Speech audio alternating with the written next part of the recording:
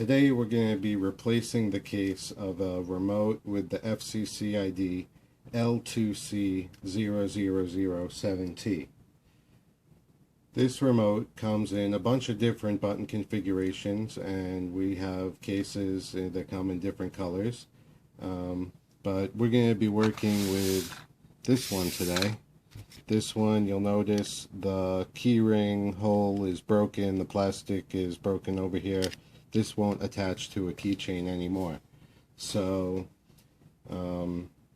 if your remote is like this, or if it's broken in some other way where the remote still works with the vehicle but it's falling apart or whatnot, you can use a replacement case to make your remote like new again.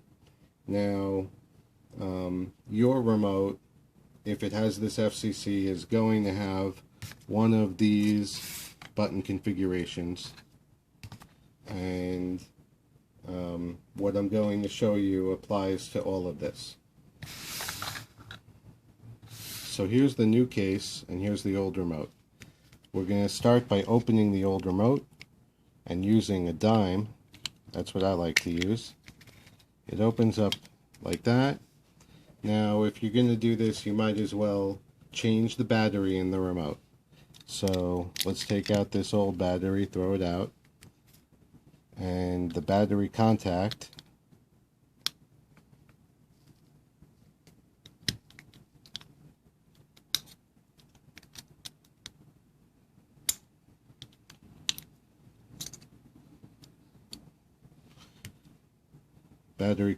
you take it out.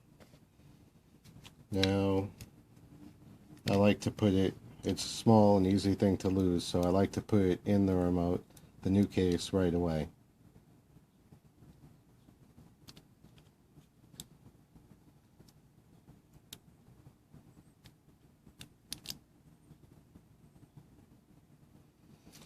And let me get the new battery.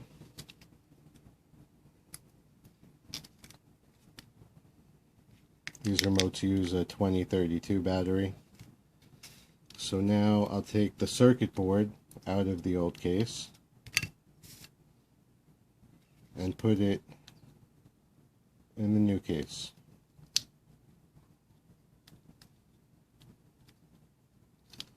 Okay, so now you can close up the remote.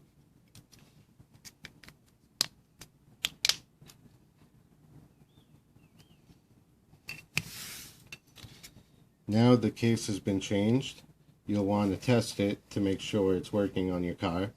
I don't have your car, so I'm going to use a keyless entry tester. And it works. That's how it's supposed to sound.